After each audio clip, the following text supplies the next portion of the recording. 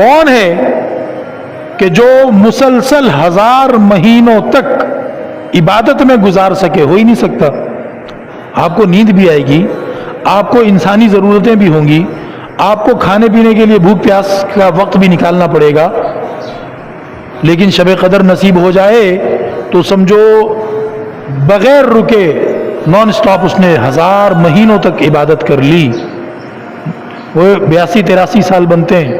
اتنی سال کی تو پاکستانیوں کی زندگی نہیں ہوتی. اتنے سال کی مسلسل عبادت کا ثواب اللہ عطا فرما.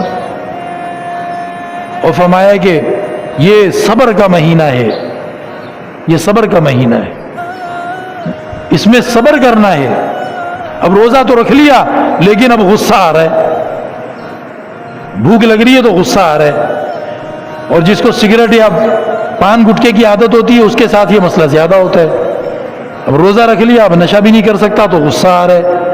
اب وہ اپنے چھوٹے بھائی کو، بیٹے کو، بیوی کو، نوکر کو، پڑوسی کو، ہر ایک کو، دوست کو وہ بس کاٹنے کے لیے دوڑتا ہے ہر ایک کو. تو یہ بھی اپنے روزے کو خراب کر رہا ہے. بھائی اللہ کے رسول صلی اللہ علیہ وسلم کیا فرما رہے ہیں؟ صبر کا مہینہ ہے، چپ، برداشت، صبر. کوئی تمہیں دوسرا بھی زبردستی لڑنے کے لیے چھیڑے تب بھی نہیں لڑو. اپنے آپ کو سمجھا لو کہ میں روزے دار ہوں، میں روزے والا ہوں. صبر کرنا ہے، لڑائیاں نہیں کرنی ہے. اور فرمایا کہ یہ ہمدردی کا، غمخاری کا مہینہ ہے. اس میں اپنے پیٹ بھرنے کی فکر کرنے کے بجائے ہمدردی کی جائے، اور ہمدردی کا ہر طرح کا موقع تلاش کر کے اس کو کیا جائے. کسی کو کپڑے کی ضرورت ہے اس کو کپڑا دو، کسی کو راشن کی ضرورت ہے اس کو راشن دو، کسی کو پیسوں کی ضرورت ہے ایک خاص چیز کی طرف حضرت نے توجہ دلائی، روزے داروں کا روزہ کھلواؤ. روزے داروں کا روزہ کھلواؤ.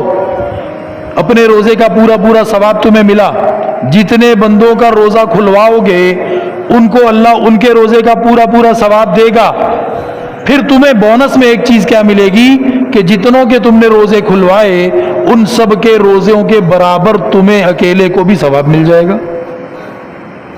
صحابہ کرام نے پوچھا کہ اللہ کے نبی، غربت کا دور ہے، مدینے میں صحابہ کرام شروع میں بہت زیادہ غریب تھے. بھائی غربت کے عجیب عجیب واقعات ہیں، آپ نے سنے بھی ہیں.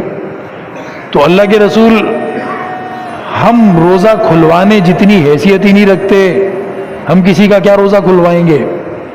ہمارے تو اپنے فاقے پڑے رہتے ہیں.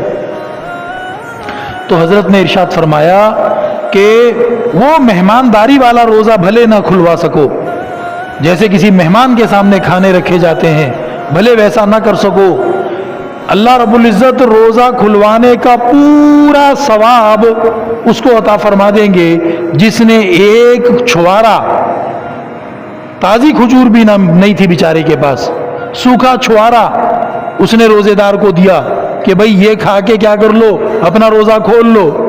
یا فرمایا پانی کا ایک گھونٹ، یا فرمایا لسی کا ایک گھونٹ، یہ سستی سستی چیزیں ہیں، یہ دے کر روزہ کھلوائے گا تو جتنے لوگوں کے روزے کھلوائے ان سب کے روزوں کے برابر اس اکیلے کو اللہ نے ثواب عطا فرما دیا. جی کتنی بڑی نیکی ہے، کتنی بڑی سعادت ہے.